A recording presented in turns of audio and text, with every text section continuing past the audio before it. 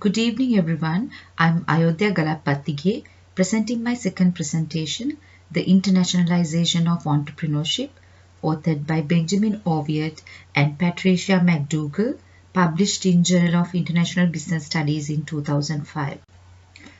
The authors of this article have been awarded the 2004 Journal of International Business Studies Decade Award for their previous, now renowned publication of Toward a Theory of International New Ventures, published by JIBS in 1994. The article was a unique study at the time which integrated international business, entrepreneurship, and strategic management scholarship. The article I am presenting today is of the same authors and is a retrospective article that explains the intellectual and personal origins of the author's work on the subject. It reflects on how their experience, background, and personal journey influenced their research. It's unusual for JIBS to permit such a publication, if not for its importance and usefulness to the other scholars. Authors and the publisher expects that this internationalization of entrepreneurship biographical perspective will be a valuable source for the other scholars. On top of that, the research discussed here stands as an example of the successful exportation of international business scholarship into other related disciplines. Further, the paper highlights the definitions of international new ventures and international entrepreneurship. In presenting the paper, I have organized it under 3 stages. First is the period where they searched for a research focus. The authors explain their personal journey of getting to know each other, how their interests overlapped, and from that point onwards, how they embarked on a journey searching for a research focus. The next section discusses the incidents that led them to focus on global startups, where their journey began at the intersection of international business and entrepreneurship until they find a path to the theory of international new ventures. The third part is a section where they embark on development of the theory of international new ventures and publishing the findings in JIBS in 1994 that led them on a broader journey. It also explains their contribution to the academic literature on international business and its effect on the trade balance of international scholarship. Now let's take a look at how the authors ended up with a research focus through understanding their personal and international journey. Authors are introduced hereafter as Ben for Benjamin Oviatt and Tricia for Patricia McDougall. In 1982, both the authors were doctoral students in strategic management at the University of South Carolina. They had differing research interests, Ben in transaction cost theory and organizational risk, while Tricia focused on applying strategic management concepts to the study of new ventures. Though neither of them were formally a part of the well-known international business program at South Carolina, they were both familiar with and influenced by the research conducted by the IB scholars. At the time, there were only a handful of references to global startups, but such firms were considered as uninteresting anomalies. After several changes in their lives after graduation, they maintained the friendship and continued the academic discussion of their interests. In 1988, both the authors were untenured assistant professors of strategic management at Georgia State University. They were interested in finding a joint research project but was not confident in their direction. They were trying to connect the dots, trying to find out the linkages of their major subjects, strategic management and transactional costs and risks, with international business and entrepreneurship. In 1989, in a scholarly article, Tricia described characteristics of new ventures that had international sales and defined international entrepreneurship as the development of international new ventures or startups that, from their inception, engage in international business. Ben was more interested in making a connection between those theories and international business. In the hope of understanding intersection of international business and entrepreneurship, the authors then carried out a thorough literature review. They found out that there is a voluminous body of well-developed literature on the topic. Much of the academic literature of the time focused on understanding exporting by small firms, public policy concerning around that, and comparisons of entrepreneurs and entrepreneurship in multiple countries. All that highlighted that there is less opportunity for them to contribute something distinctive. However, an article by Robert Mamis, published in 1989, titled Global Startup, was of interest to them, that described a new venture headquartered in France, conducting business in English and considering itself as a worldwide company but not a French company. They also encountered a few other articles of similar firms, but the authors of those articles were unaware they were presenting the same phenomenon in different angles. Through their colleagues, they got introduced to a few local firms that seems to fit their interest in new ventures, founded with an international strategy with an intent to engage in FDI. Following that, the authors found increasing evidence of such organizations. Their effort to create a database had to be abandoned with lack of support of the stakeholders. Here I arrive on the second stage where the authors established the focus. A turning point in their career occurred in 1990 when they participated in the Babson Entrepreneurship Research Conference at Babson College. Peter Sprague, the then chairman of National Semiconductor Corporation, in a speech made the statement that global startups are the wave of the future. On that point onwards, the authors realized global startups was the wave they could ride in. They established contacts with Peter Sprague and continued exploring further on the topic and soon realized they have arrived on their focus. Here I will be presenting the arrival on the theory and the strategies the authors adopted. Authors considered inductive research as the most appropriate in the absence of public databases of global startups or any systematic knowledge about them existed. Authors had the opportunity through Peter Sprague in New York to gain more understanding from a few investors, entrepreneurs, and consultants in various parts of the US who had knowledge on global startups. Authors also received travel funding to conduct research in US and in Europe from a senior economics professor, Bill Rushing, who believed their work was innovative, and also from the Society of International Business Fellows, a group of Atlanta business managers and owners interested in international business. Thus, they were able to interview founders of global startups and entrepreneurs. Iterating between theory and evidence proved to be the best way to understand what they were observing. Hence, they started collecting and composing case studies of the firms and studying the most relevant literature on international business, entrepreneurship, and strategic management theory. This resulted in collecting in-depth information on 11 different firms and rich information of more international new ventures in the academic literature. Authors at this point became confident that they were on the right track. What they were learning was interesting, important, and not widely understood.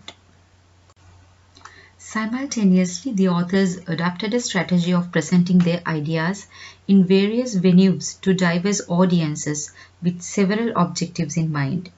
First, they wanted feedback from diverse group of people in different but related fields. They wanted the word to move out to as many people about their work. They also wanted to ensure they received some credit for early recognition of what they increasingly believed as a growing phenomenon. Authors presented the draft of their first case study at the Babson Entrepreneurship Research Conference held at University of Pittsburgh in 1991, a year after being inspired by Peter Sprague at the same conference. Authors also wanted to disseminate their work through publications. The first publication came out in 1991. Bill Guth, the then director of New York University's Entrepreneurship Center, published a short invited cover article in his center's newsletter, which presented some of their initial thoughts on why global startups were emerging.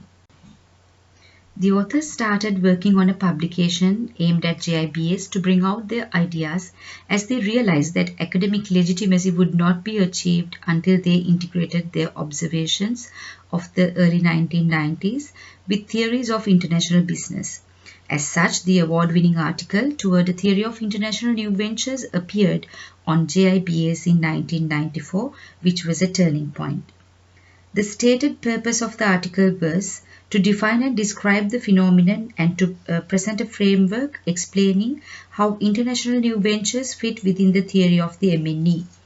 We hope that a well-delineated theoretical framework will unify, stimulate and guide research in the area. As they were researching, the authors also realized the common terms they used, such as global startups and born global, seemed inappropriate. This is because though all the firms in their studies were conducting business in multiple countries, only a few were truly global.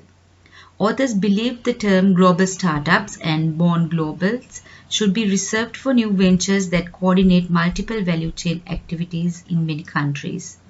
Hence, in the JIBS article, authors defined an international new venture as a business organization that from inception seeks to derive significant competitive advantage from the use of resources and the sale of outputs in multiple countries. Even decades later, the definition continues to be valid. Nevertheless, the term born global is frequently used in scholarly articles. As the vocabulary continues to proliferate, new terms have emerged such as metanational upstarts and micro-multinationals. Authors highlight that they realized the relevance of the well-known and valuable Uppsala theory of firm internationalization by Johansson and Walne in 1990 to the majority of firms that internationalize slowly. The firms where the foreign commercial activity appeared with remarkable speed was of particular interest to the authors. Hence, they had to use a different theoretical approach for them. As a result, in 1994, JIBS article explained accelerated internationalization as a combination of internationalization theory, the concept of alternative governance structures, sources of foreign location advantage, and ideas about sustaining competitive advantage. Authors also propose that successful international new ventures exhibit four basic elements. As they usually suffer from poverty of resources, they internalize a minimal proportion of their assets, which is the element 1. They focus on less costly governance mechanisms, which is the element 2, such as network structures, to control a greater percentage of vital resources than mature organizations would. They further propose that they gain foreign location advantage from private knowledge they possess or produce, which is the third element, and make it sustainable through one or more means of protection, imperfect amiability, licensing, networks, and direct means such as patents as the element 4. These elements remain credible in new venture internationalization theory. The JIBS article laid the theoretical foundation for the other publications of the authors. Continuing their strategy of addressing as many audiences as possible, the Journal of Business Venturing revealed the findings to academics interested in entrepreneurship in 1994. An in-depth teaching case focused on one of the international new ventures the authors had studied was published in 3 parts in the Entrepreneurship Theory and Practice in 1994. In 1995, Academy of Management Executive published a practitioner piece that described some of the conditions associated with the formation of global startups. One area the authors believed that they could have done better at the time was to explicitly position the JIBS article to an audience of international business scholars as a part of an emerging field of study at the intersection of international business and entrepreneurship. Authors also believe they could have established international entrepreneurship as a legitimate field of study at that time. However, recently they have worked on this. Authors encourage other entrepreneurship scholars researching at the intersection of entrepreneurship and international business to submit their manuscripts to international business journals and entrepreneurship journals. They also highlight the need of more cross-fertilization of international entrepreneurship for it to fully develop.